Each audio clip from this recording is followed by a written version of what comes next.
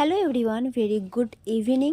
এখন বাজে সন্ধ্যে 6:22। এখন আমার বড়মশাই আমার জন্য চা আর নিমকি নিয়ে এসছে। বিস্কুট নিয়ে আসে, কারণ বিস্কুট খেতে আমারও মন যাচ্ছিল না। তোমারও মন যাচ্ছে না? আমরা স্টিলের গ্লাসে বা স্টিলের মগে চা খাই, তার কারণ হচ্ছে আমরা যেহেতু দোকানদারি করি, চাটা অনেকক্ষণের জন্য গরম থাকে, তাই চা খেতে খেতে কাস্টমার আসলেও আমাদের অতটা অসুবিধা হয় না।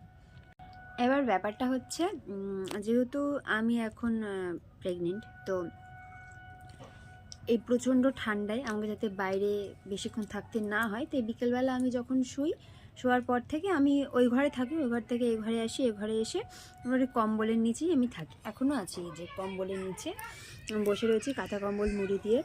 তা আমাকে যাতে বাইরে উঠে গিয়ে চা করতে না হয়, সেই জন্য প্রত্যেকদিন সন্ধ্যাবেলা চা করে আনি। খুব কম দিনই যে আমি বানাই, খুব কম, আমি বানাই না।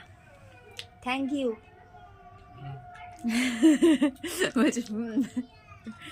তো এটা পাওয়ার জন্য হয়তো ভাগ্য লাগে। একটা কি শ্লোক পড়ছিলাম, এটা ওটা সেটা অনেক কিছু বলার পর বলে ভাগ্যবতীর জয় হয়। আমি ওই শ্লোকটা শেষটুকু শোনার জন্য ওয়েট করি, আর নিজেকে নিয়ে নিজে একটু প্রাউড ফিল হয়, ভালো লাগে।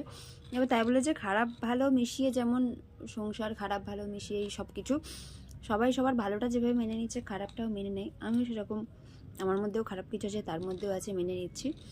তবে সব মিলিয়ে চলে যাচ্ছে, মোটামুটি ভালোভাবে কাটছে।